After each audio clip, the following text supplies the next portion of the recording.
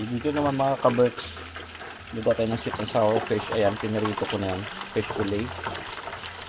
Sauce na lang yung gagawin natin. Yung mga preparation natin mga kaberks. Ayan, para sauce na lang. So, hello mga kaberks. Ngayon ay magluluto naman na tayo ng ating sauce para sa ating sweet and sour fish. So, nagpainit na tayo ng kawali. Nilagyan natin yung mantika. I think it's mantika is really hot. Hot. And then, syempre, we have to saute the onion and ginger. Kung napansin nyo mga kaberks, ang ginger ay nilakihan ko. Hinabaan ko para hindi, pag may ayaw ng ginger, syempre, alam naman nyo, pag ayaw ng taste ng ginger, syempre, makikita nila yan, so di nila kakainin. Kasi pag maliliit, pag manipis, may minsan may ayaw. Pero masarap kasi ang mga kaberks, yung sweet and sour fish, pag nilagyan nyo ng ginger. Yun. So, isusutay lang natin yan. Hintay lang natin na, what we call this, mag-brownish or maluto. Yan. O lumabas lang yung aroma. So, hintay lang natin mga kaberks, ha? So, yan na mga kaberks. Mapula-pula na yung ating tawag dito ang ating onion and ginger. So, lalagyan natin ng pineapple juice. Woo! Gano'n ba kadami yung pinaluto na to? Ganito na kadami. So, medyo dagdagan pa natin ng konti. Yan. Tapos lalagyan natin ng pineapple pieces. Hindi natin ubusin kasi yung iba ilalagay ko sa menudo. Tama na yan. Lagyan natin sa menudo ang iba. Takasan natin. Siyempre, meron akong ginagamit na sweet and sour sauce, pero ini-enhance ko na lang yung lasa niyan. Yan. Yan. Siyempre, sayang tong natitira. Lalagyan natin konting water. Not water pala. Pineapple juice pa din. Sayang. So, ganun natin mga kaberks. Boom. O, diba? Then, patis. Lagyan na, hagad natin ng patis, mga kaberks. 1, 2, 3, 4, 5, 6, 7, 8, 9, 10, 11, 12, 13, 14, 15, 16, 17, 18, 19, 20, 21. Binibilang, ganon. After that, lalagyan natin ngayon ng, where's my garlic powder? So, garlic powder, mga kaberks, tinatamad ako pag may luto ako, tinatamad ako mag-chop-chop ng garlic. So, garlic powder lang. And then, paprika powder. Paprika lang ating pampakulay dyan sa ating sweet and sour fish. Bang! Tapos mix na muna natin, no? Ganyan ang ating sauce ng ating sweet and sour. So after that mga kaberks, nabuo yung paprika. After that, siyempre lalagyan pa natin ng black pepper. Relax lang ako magluto. Nakaluto na ako ng morcon. Abangan nyo na lang yung video kung paano ko ginawa. Black pepper. And then, syempre, hindi mo wala yung suka. Lagyan nyo ng suka. Konti lang. Tapos huwag nyo munang haluin. Ganyan lang. Takpan nyo na lang muna. At hintayin nyo kumulo. Ganon pag gumawa ng sauce ng sweet and sour. So yun mga kaberks, mainit na. Ito kaganda sa cookware na yan. Mainit na yan. So yan. Titikman ko muna kung okay na.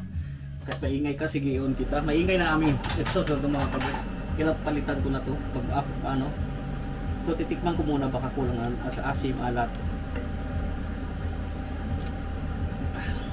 Yun na kulang ang alat.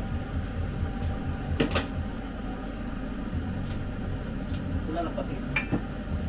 tama na yung acid na yung sweet niya. Kasi gumamit nga ako ng yung nasa jar na sweet and sour sauce, pero ini-enhance ko na lang kasi yun pa masyado siyang pagka yung sa Chinese kasi medyo matabang ba, kaya ano ko na lang, ini-enhance ko na lang yan. Pwede ko tayo ketchup na dito ito pala, pwede tayong pagkakyan ng pagkulay ng konti lang, konting-konti lang mga kabricks, para kumulay lang. Si wifey lang gumagamit ako, hindi gumagamit ako, pero meron dyan, ilalagyan natin. Diba?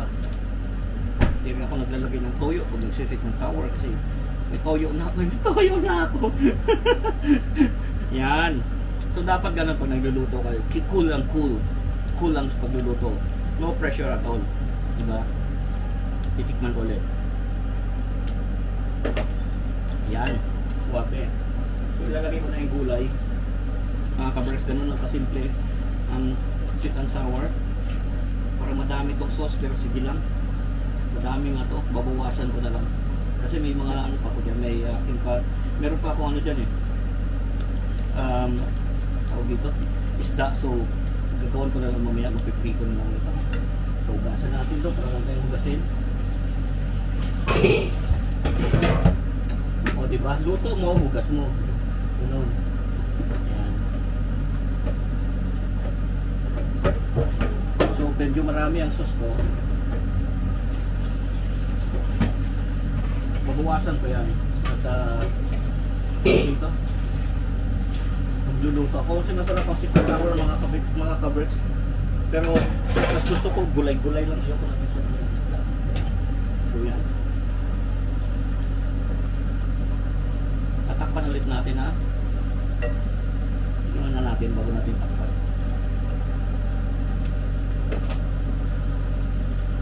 Sabi niya pwede na. Okay na to. Kasi na yung vlogger na okay na to. Ganun. Okay.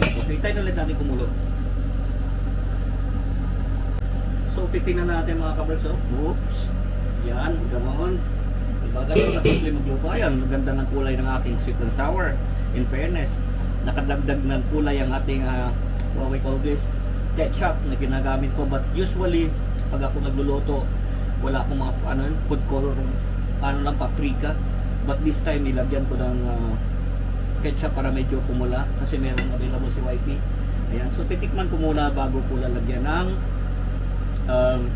pampalapot. Ganon.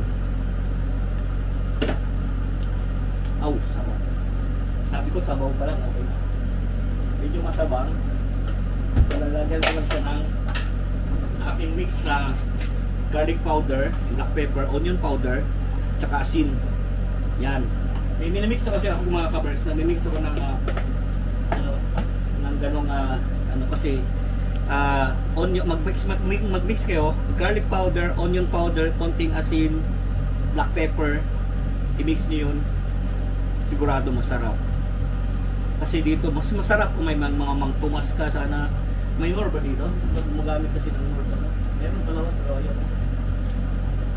Mas masarap sana yung magic syrup kasi alam mahal dito. So syempre tipid-tipid, maggawa ka na lang sa iyo, di ba? Ang sarap. Di ako nainitan, sanay ako sa mainit. Pero kulang ng alat, patis na lang, patis. Yan. So kumulo na siya. Lalagay ko ngayon ng aking.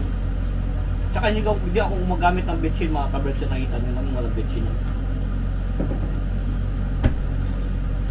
So yan. Tapan ulit natin. Sarap lang, daming gulay. Ayun na. Nakasan ko. Wake me up when September ends. Hindi pa pala ends, malapit na magkumanta si Richie Marichan. May mga segue na gano'n. Pag nagluto dapat gano'n. So lalagyan ko na ng pagpalapot, konting-kunti lang muna mga kabricks. Whoops. Ayan na oh. Whoop. O diba gano'n dapat. Konti-unti lang kasi yung iba nga pang minudo ko to. Diba? Yan. O diba gano'n nakasimple ang sweet and sour. Kasi nga yung ating wala ba? O di natapon, no?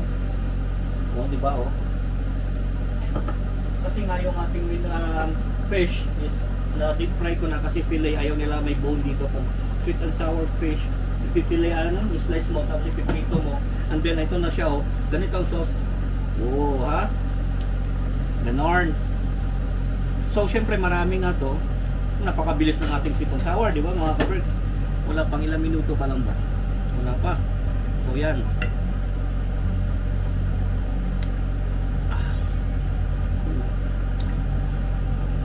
Hindi na ako, ayaw ko ng isda, ito lang, okay na. So hininaan ko lang kasi tama na, pero babawasan kayo kasi magluluto nga ako ng ano. Masarap yan sweet and sour mga kaberks. Ano na eh, yung tumatami, eh, bihira na ng support. Mostly seafood yan. So babawasan kasi sobrang dami. Ayan o. Kung napansin nyo, may parang kulang pa sa lapot, pero kasi naka-coat yung ating naka-coating yung ating tawag ito yung fish. So lalapot pa yan o magda-try pa nga yan, baka mag-try pa nga eh. Ayan. Ito akin to mga kaberks. Sarap to mga kaberks. Ayan. Maganda naka-coat ng gusto yung sweet and sour din, no? Tapos maraming gulay, oh. Gulay lang, ayos na. Yung carrots. So ayan. So ready na natin ilagay ito. Pag may kulang man, pag kinulang yung sauce, edi dadagdagan natin. Pero I think it's okay na. Yan, ganyan lang kadali ang ating sweet and sour mga kaberks. Very basic. Very basic. What I'm talking about, you know. So yan, ganyan lang. Then, siyempre haluin na natin. Hindi natin hugasan kasi malinis naman yan. Pinagpiktukan ko lang ng ano yan. So what's my other yan, sana sa pansit. So para madali, gagawin yun lang. Diba? Dapat ganun. O, parang kulang na tuloy ang sauce. O, diba? Ang ganda, oh. Kulang na yung tuloy yung sauce mga kaberks. So ganun dapat, oh. Pinawasan to dadagdagan. Siyempre naman, di ba? Ganon. Pangit naman pag masyadong dry mga kaberks yung sweet and sour. So dadagdagan natin, nakakahiya naman sa nagpaluto. Dadagdagan natin mga kaberks. Total, marami pa naman ang tira sa akin. Oh. May isang fillet pa ako nito na. Ay, bakit ko inano yung gulay? Dapat pinangangatapis ko lang yan. Ayan. Ano lang tayo pag nagluto? Very ano lang, very basic.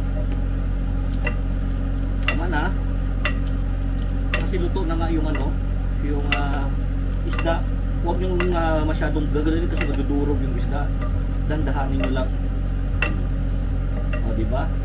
Tingnan na natin. Saan yung kulay? Kulay lang ako, okay na eh. Diba?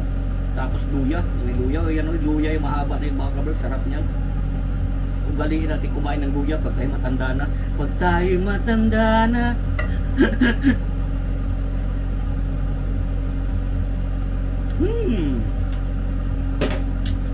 Wow.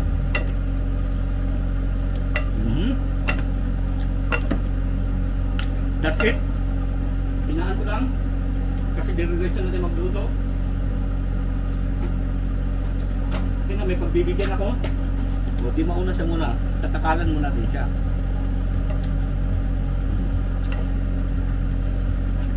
Ang sarap.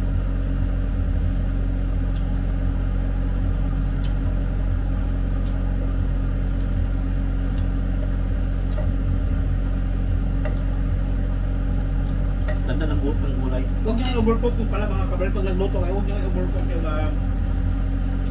gulay para crunchy yung carrots. O, tingnan nyo, pang may bibigyan tayo. Yung ganun mo yan. Tapos okay yan.